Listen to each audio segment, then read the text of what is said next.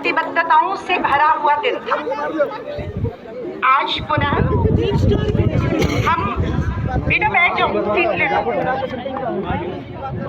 हम वार्षिक खेल महोत्सव के सुखद और सफल समापन की तरफ बढ़ रहे हैं।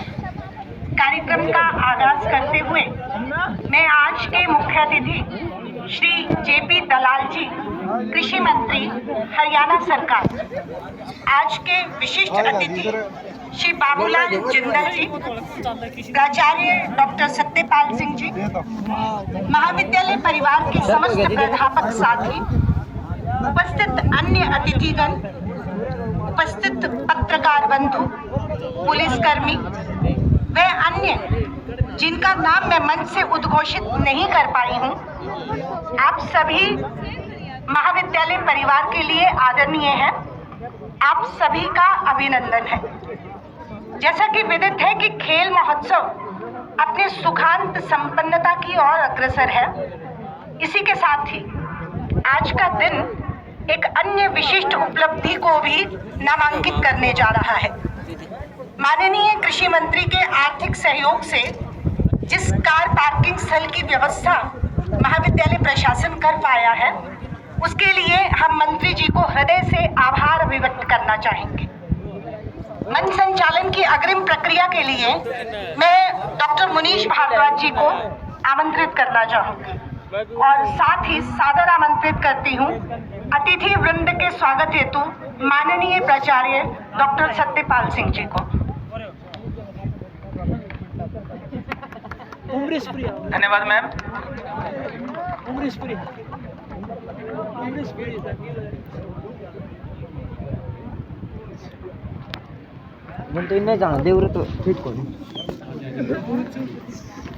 सेठ मेघराज जिंदल राजकीय स्नातकोत्तर महाविद्यालय सिवानी की सिल्वर जुबली खेलकूद प्रतियोगिता के समापन समारोह में हमारे बीच विद्यमान आदरणीय श्री जेपी दलाल जी, कृषि एवं पशुपालन मंत्री हरियाणा सरकार, श्री बाबूलाल जी जिंदल, प्रमुख समाज सेवी एवं उद्योगपति, हल्के से आए हुए हमारे विशिष्ट मेहमान, सभी स्टाफ सदस्य और प्यारे बच्चों, सबसे पहले मैं आज के हमारे मुख्य अतिथि महोदय का और विशिष्ट अतिथि महोदय का एक सिर्फ टेलीफोनिक मैसेज पे और इन्होंने कॉलेज का इतना मान बढ़ाया, उसके लिए मैं बहुत बहुत धन्यवाद करता हूँ, स्वागत करता हूँ, अभिनंदन करता हूँ। सर, मैं बहुत गदगद हूँ आज और इमोशनल हूँ इस बात को जान के कि मैंने 18 साल राजकीय महाविद्यालय हिसार में नौकरी की और वहां पे एनुअल एथलेटिक मीट हर साल होते थे। 6000 बच्चों की स्ट्रेंथ है, लेकिन ओपनिंग और क्लोजिंग केस में ओपनिंग में 100-150 बच्चे और क्लोजिंग के समय 50 बच्चे मौजूद होते थे। आज मुझे इस बात का भय था कि इतनी बड़ी महान हस्ती को हमने मुख्य अतिथि के रूप में बुला लिया और अगर वो हालात हुए जो हिसार में होते हैं तो मेरा क्या होगा। इस चीज को मैं अपने सामने देख के अपने विद्यार्थियों की संख्या और आए हुए मेहमान, इनका तहे दिल से शुक्रिया अदा करता हूँ कि इन्होंने मेरा मान बढ़ाया। जहाँ तक बात है मंत्री जी के परिचय की, मैं बिल्कुल आवश्यकता नहीं समझता इस बात की, क्योंकि ये किसी परिचय के मोहताज नहीं। ये जो महाविद्यालय है, इसके बारे में हम 5-7 साल पहले सुनते थे तो हमें डर लगता था, शिवानी कॉलेज में अगर कभी ट्रांसफर हो गया तो हमारा क्या होगा। लेकिन आज मैं दावे के साथ कह सकता हूँ कि हरियाणा के जितने भी रूरल कॉलेजेस हैं, उनमें से शिवानी कॉलेज नंबर 1 है। वाह वाह, क्या तारीफ तेरी है। और इसकी वजह हमारे माननीय मंत्री महोदय जी और श्री बाबूलाल जी और यहाँ के प्यारे प्यारे बच्चे, ये सारा का सारा क्रेडिट आप लोगों को जाता है।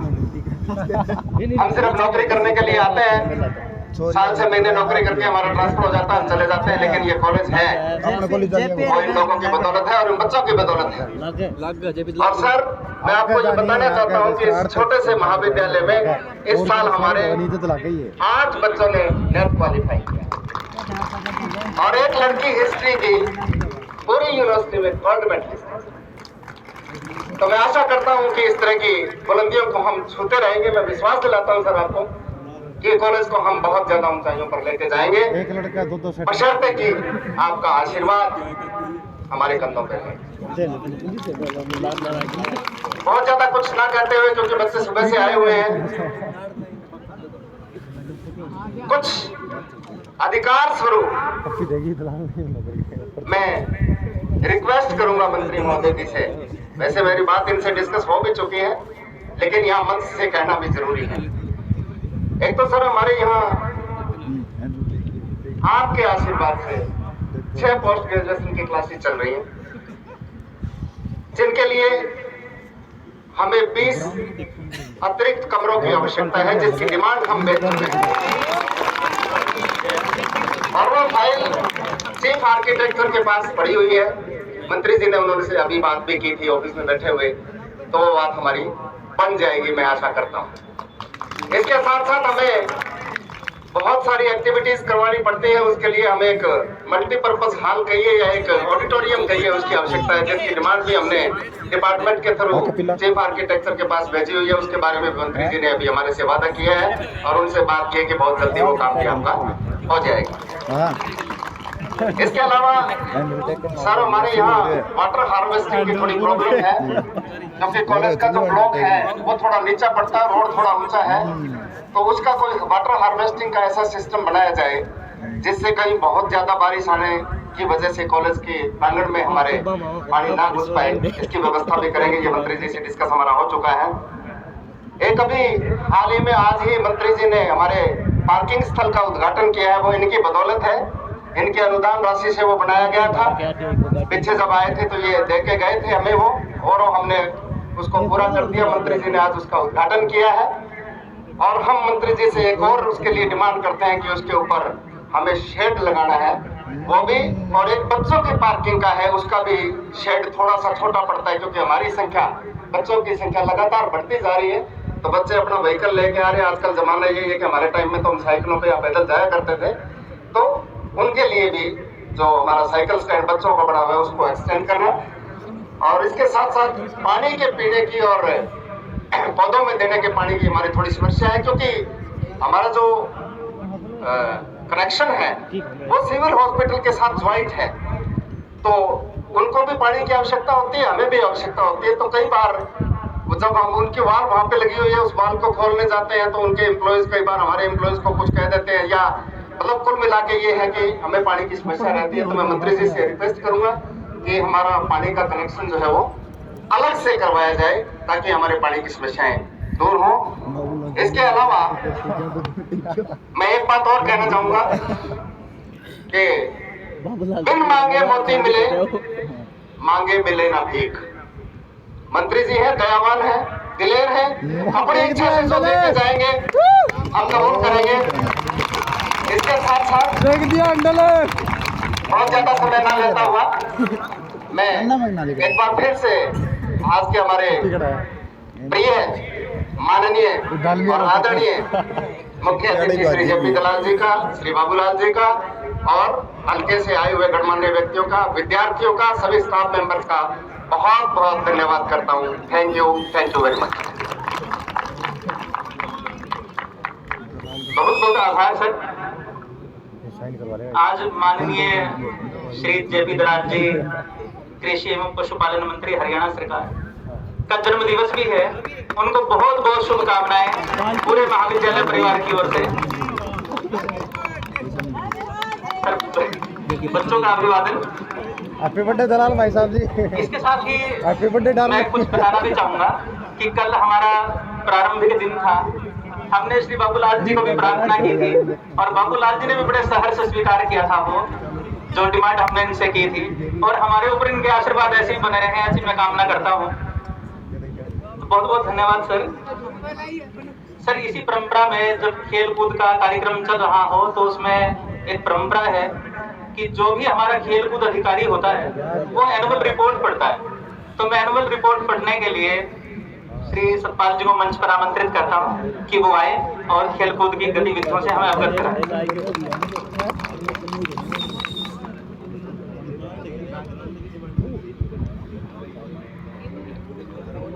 आदरणीय एग्रीकल्चर मिनिस्टर श्री जयप्रकाश जी दलाल और प्रबुद्ध समाज सेवी जिंदल साहब और प्रिंसिपल सर और बाकी मेरे साथी अध्यापकगण और प्यारे बच्चों, क्योंकि मैं ये बताता चलूँ मंत्री जी को भी कि उनको एक कमी यहाँ पे दिखाई देगी कि मैं क्योंकि भूगोल पढ़ाता हूँ और मुझे ये अतिरिक्त कार्यभार सौंपा गया है फिजिकल एजुकेशन के लिए, या बच्चों को स्पोर्ट्स इंचार्ज के रूप में मैं अलग से ये काम कर रहा हूँ। इसमें आप समझ ही गए होंगे कि मैं कहना क्या चाहता हूँ। तो मेरी जितनी क्षमता थी, तो जिस तरह से भी मैंने, क्योंकि दो अलग अलग नावों पे सवार आदमी बीच में डूब सकता है, तो मैं जिस तरह से भी मुझे टाइम लगा, मैं बच्चों के स्पोर्ट्स एक्टिविटीज में इन्वॉल्व कराने में अपने आप को मैंने बिजी रखा भी।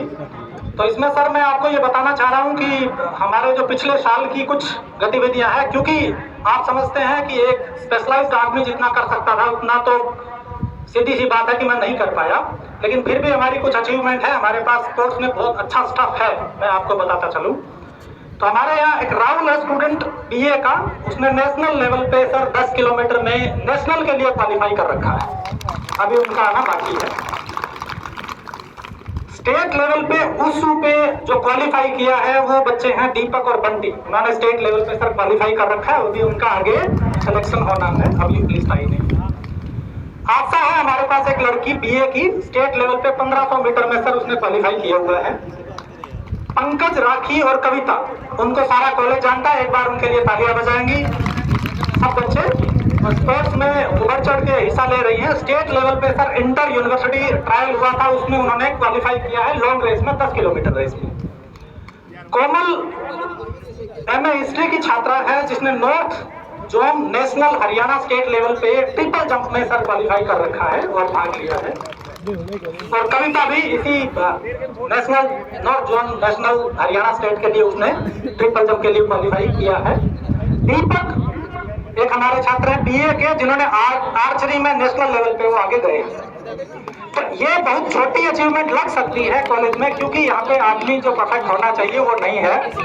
मैं जैसे तैसे काम चला रहा हूँ सर। और इस बार हमने, क्योंकि ये सिल्वर जुबली ईयर में हमारा कॉलेज पहुंच रहा है, तो हमारी एक 25वीं वर्षगांठ के उपलक्ष्य में 25वीं नेशनल जो athletic meet, annual athletic meet sir हमने कराई है, जो कि बहुत ही शानदार रही है। प्रिंसिपल साहब बता भी रहे थे, इसमें विद्यार्थियों ने बढ़ चढ़ कर हिस्सा लिया सर।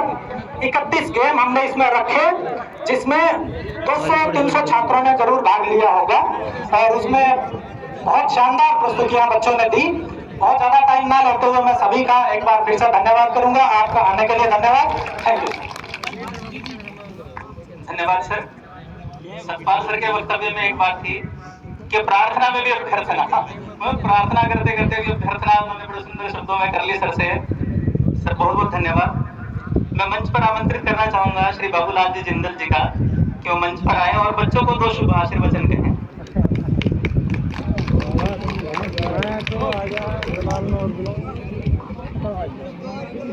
मान और सम्मान के योग्य कृषि मंत्री श्री JP दलाल जी और कॉलेज स्टाफ व बड़ुआ और शिवानी और आसपास से आए हुए महानुभावों और प्यारे विद्यार्थियों, ये कॉलेज जो है असल में तो जो है ये श्री JP दलाल का है, और JP दलाल जी ने आपके लिए जितना कुछ किया है मैं नहीं मानता भी किसी हरियाणा में किसी कॉलेज में हुआ होगा। और इनकी बदौलत जब लड़कियों की तादाद इतनी अधिक है, मैं तो देख के अभिभूत हो गया हूँ। और मैं मंत्री जी से एक ही अनुरोध करूंगा कि मंत्री जी इस कॉलेज में आप आते रहें और इसकी शुद्ध बुद्ध देख रेख करते रहें। जो मांगे प्रिंसिपल महोदय ने मंत्री जी को दी है, मैं नहीं मानता भी जो है मंत्री जी इनमें से कोई जो है रह जाएगा और ये सारी मांगे आपकी पूर्ण होगी। मैं अब दोबारा से आप सबका धन्यवाद कर रहा हूँ। जय हिंद, जय भारत। धन्यवाद बाबू जी। सर वास्तव में तो ये सब बच्चे अभिभावक सहित आपको सुनना चाहते हैं माननीय कृषि मंत्री जी को। मैं मंच पर सर आपका हार्दिक अभिनंदन और स्वागत करता हूं कि आप हमारे बच्चों को उद्बोधन दें।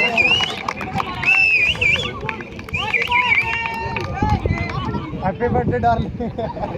सभी बोलेंगे भारत माता की। एक बार सब बच्चे जोरदार हाथ खड़े करके भारत माता की।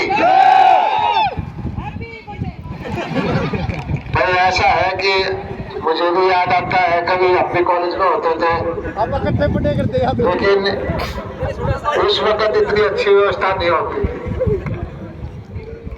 आप खुशकिस्मत हो बड़ा पेपर में दिखाएंगे कि इतना अच्छा माहौल है, नजदीक में कॉलेज है, अच्छा स्टाफ है, इंफ्रास्ट्रक्चर भी देहात को देखते हुए अच्छा है। आज के इस प्रोग्राम में इस कॉलेज के संरक्षक बाबूलाल जिंदल जी, हमारे प्रिंसिपल साहब, सारे स्टाफ के लोग और पत्रकार छायाकार साथियों, अभिभावक साहिबान और बेटियां, आज से 7-8 साल पहले मैं इस कॉलेज में आने लगा था और सबसे पहला काम तो यह है कि किसी शिक्षण संस्था को अच्छा चलाना है तो उसके जो प्राध्यापक, उसके प्रिंसिपल वो अच्छे होने चाहिए।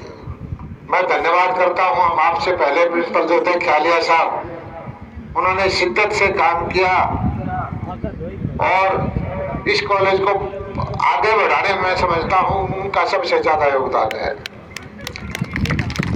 और हमारा तो सरकार का जो योगदान होना है, कोई एक आध कमरा बनवा दिया, एक आध कोई छोटा मोटा काम करवा दिया, ये हमारी जिम्मेदारी है।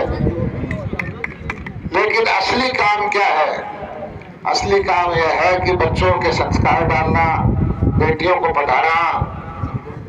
और दुनिया के अंदर जो देश विकसित हुए हैं, किसी बड़े आदमी ने पूछा था एक देश के राष्ट्रपति से कि आपके देश को आगे बढ़ने का कोई एक कारण बताओ, तो उसने बताया कि हमारी बेटियों की शिक्षा।